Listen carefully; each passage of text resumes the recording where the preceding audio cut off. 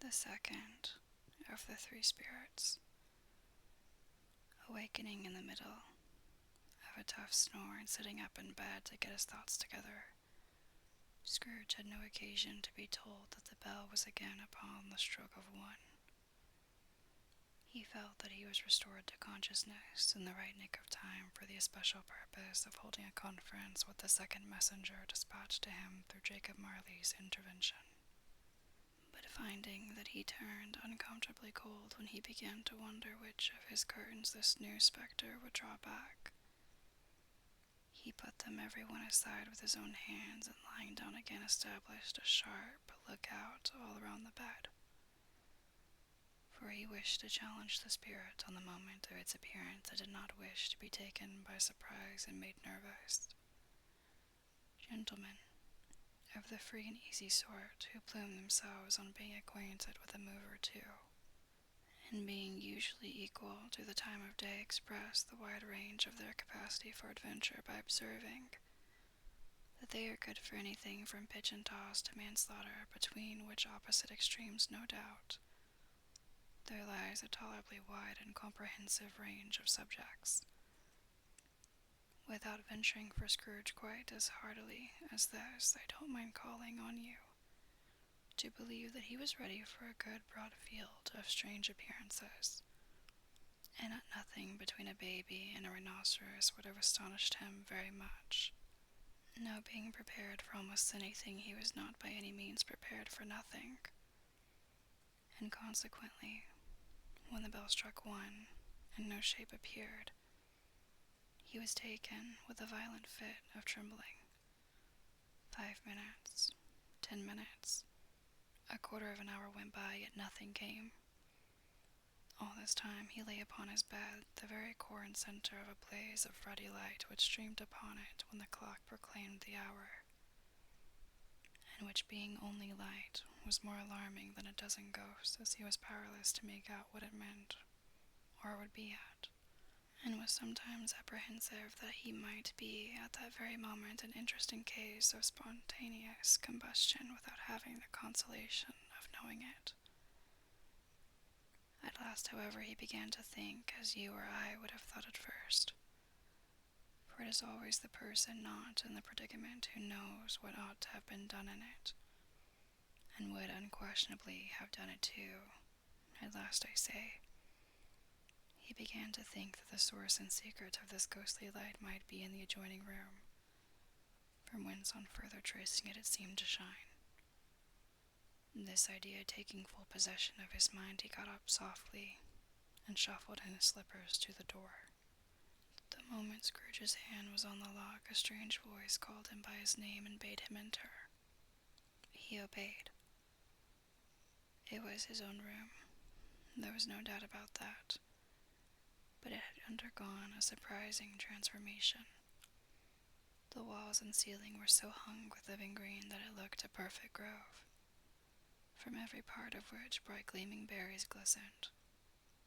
The crisp leaves of holly, mistletoe, and ivy reflected back the light, as if so many little mirrors had been scattered there, and such a mighty blaze went roaring up the chimney as that dull petrification of a hearth had never known in Scrooge's time or Marley's, or for many and many a winter's season gone. Heaped up on the floor to form a kind of throne were turkeys, geese, game, poultry, brawn, great joints of meat, sucking pigs, long wreaths of sausages, mince pies, plum puddings, barrels of oysters, red-hot chestnuts, cherry-cheeked apples, juicy oranges, luscious pears, immense 12th cakes, and seething bowls of punch that made the chamber dim with their delicious steam. In easy state upon this couch there sat a jolly giant, glorious to see, who bore a glowing torch in shape not unlike Plenty's horn, and held it high, high up, to shed its light on Scrooge as he came peeping round the door. "Come in," exclaimed the ghost. "Come in, and know me better, man." Scrooge entered timidly and hung his head before the spirit. He was not the dogged Scrooge he had been, and though the spirit's eyes were clear and kind, he did not like to meet them. I am the ghost of Christmas presents, said the spirit, look upon me. Scrooge reverently did so. It was clothed in one simple, deep green robe or mantle, bordered with white fur. This garment hung so loosely on the figure that its capacious breast was bare, as if disdaining to be warded or concealed by any artifice. Its feet, observable beneath the ample folds of the garment, were also bare, and on its head it wore no other covering than a holly wreath set here and there with shining icicles. Its dark brown curls were long and free as its genial face, its sparkling eye, its opened hand, its cheery voice, its unconstrained demeanor, and its joyful air. Girded round its middle was an antique scabbard, but no sword was in it, and the ancient sheath was eaten up with rust. "Ye have never seen the like of me before," exclaimed the spirit. "Never," Scrooge made answer to it. "I have never walked forth with the younger members of my family, meaning, for I am very young, my elder brother is born in these later years," pursued the phantom. "I don't think I have," said Scrooge. "I am afraid I have not." "Have you had many brothers, spirit?" "More than 1800, said the ghost. "A tremendous family to provide for," muttered Scrooge. The ghost of Christmas present rose. "Spirit," said Scrooge submissively, "conduct me where you will. I went forth last night on compulsion, and I learned a lesson which is working now. Tonight, if you have aught to teach me, let me profit by it. Touch my robe." Scrooge did as he was told, and he held it fast. Holly, mistletoe, red berries, ivy, turkeys, geese, game, poultry, brawn, meat, pigs, sausages, oysters, pies, puddings, fruit, and punch all vanished instantly. So did the room, the fire, the ruddy glow, the hour of the night. And they stood in the city streets on Christmas morning where, for the weather was severe, the people made a rough but brisk and not unpleasant kind of music in scraping the snow from the pavement in front of their dwellings, and from the tops of their houses, whence it was mad delight to the boys to see it come plumping down into the road below and splitting into artificial little snowstorms. The house fronts looked black enough, and the windows blacker, contrasting with the smooth white sheet of snow upon the roofs, and with the dirtier snow upon the ground, which last deposit had been plowed up in deep furrows by the heavy wheels of carts and wagons, furrows that crossed and recrossed each other hundreds of times where the great streets branched off, and made intricate channels hard to trace in the thick yellow mud and icy water. The sky was gloomy, and the shortest streets were choked up with the dingy mist, half thawed, half frozen, whose heavier particles descended in a shower of sooty atoms, as if all the chimneys in Great Britain had, by one consent, caught fire, and were blazing away to their dear hearts' content. There was nothing very cheerful in the climate or the town,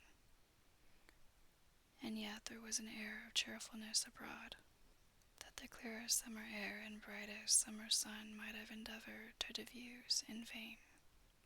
For the people who were shoveling away on the housetops were jovial and full of glee, calling out to one another from the parapets, and now and then exchanging a facetious snowball, better-natured missile far than many a wordy jest, laughing heartily if it went right and not less heartily if it went wrong.